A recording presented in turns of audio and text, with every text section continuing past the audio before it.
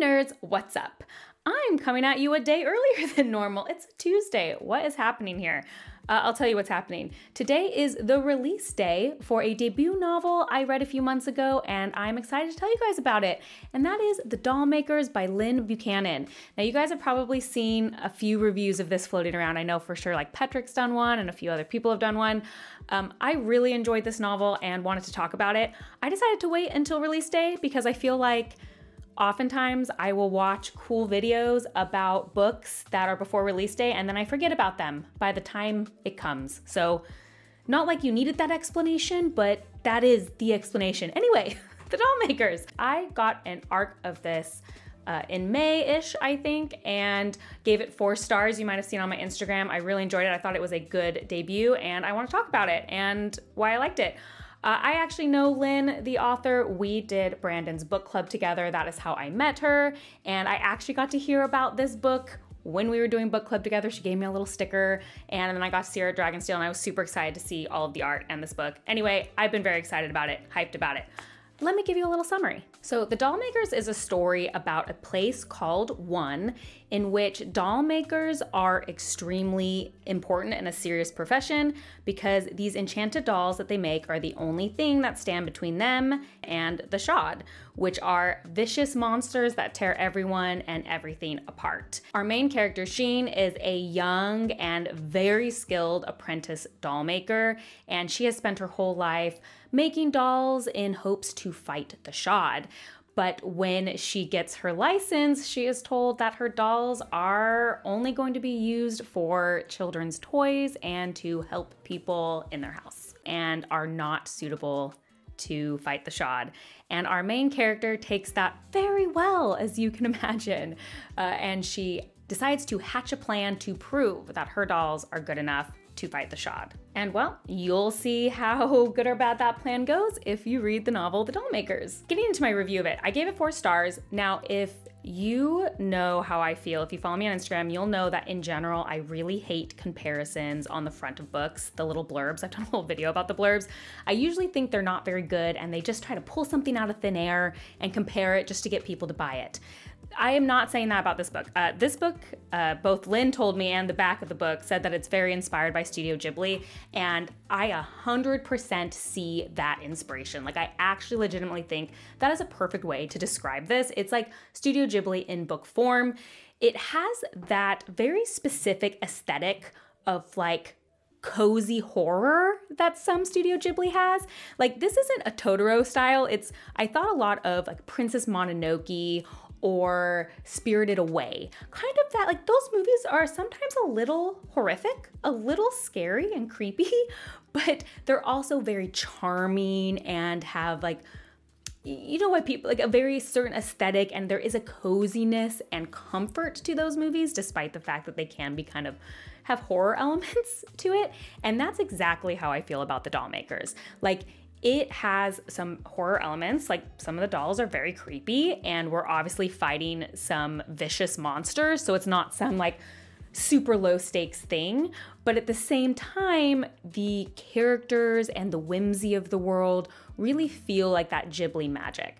So right away, if you are a Studio Ghibli fan, I think predisposed, you're probably going to enjoy this type of novel because it really did feel like that sort of thing. Now to the nitty-gritties, I really did love the dolls and the concept. They were very charming. You know, when anything inanimate becomes animate, I'm kind of on board. Like, that's the very, you know, use childlike thing. I mean, you know, I think we like familiars, animals, anything like that is just, it's very hard not to be attached to that. So I immediately attached myself to the dolls in this novel, like right away, and I liked that.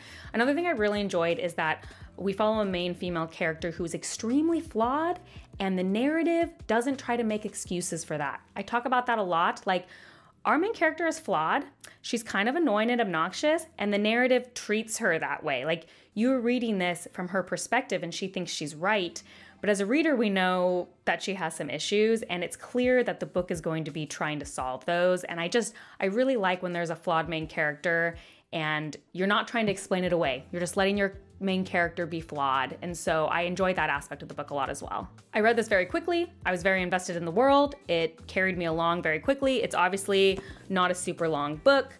My only issue, honestly, with the book that made it a 4 stars instead of 5 stars is just the ending, in terms that I think it was wrapped up a little too quickly and a little too neatly. Now, when I was reading this book, my husband claimed that this was just because I was in the middle of also reading A Song of Ice and Fire, and he's like, you're just right now too into like 2,000 page books that are messy, and this is a very normal thing for like a, 400 page book to wrap up a little quicker. I think I've gotten a little too used to like the very long books, but I felt like some of the issues our main character had with especially another character just was like a little quickly wrapped up for me personally. Just a little bit too much with a bow, and there was a romance element that I didn't love. But have you ever heard me in a review say I loved a romance element ever? So that I don't think you should take my word for it all, because that's my burden to bear of just not liking romance in general. But yeah, I was a little neat. That being said, I really enjoyed the book overall. It wasn't an unsatisfying ending. That would be a bigger issue. Just a little quick. I do think that lends to the Studio Ghibli nature, kind of that unexplained magic, kind of that world. I think you would expect like a happy ending. One thing that did surprise me is it is a standalone, which I think is going to be fantastic for most people. I think people are looking for more fantasy standalones. And in that way, I understand why it was wrapped up a little more. Because when I read it, I actually thought it was going to be a part of a series. And it ends a little open-ended.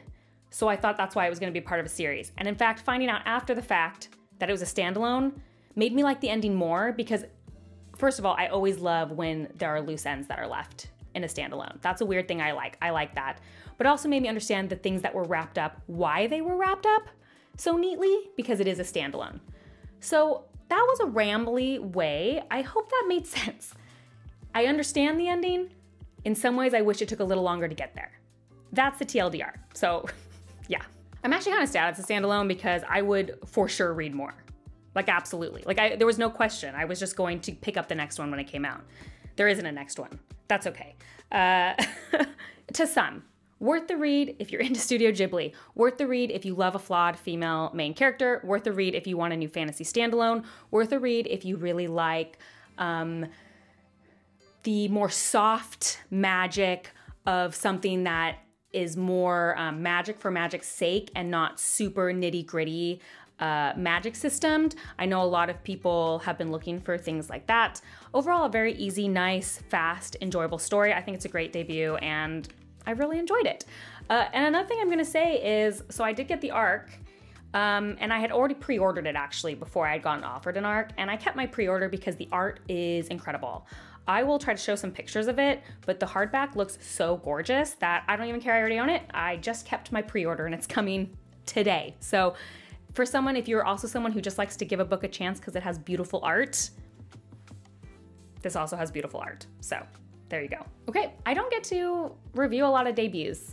It's not something I do very often. I feel like I don't review a ton of stuff here even anymore. I just kind of like do discussions. So that was really exciting. Go check it out. It's out today, The Dollmakers, Lynn Buchanan, and let me know what you think of it if you read it. And as always, if you like these kind of videos, please like and subscribe. That's the best way to support me. And if you want to see what I'm currently reading, you can check me out on Instagram at bookborn.reviews. I'll see you next time. Bye.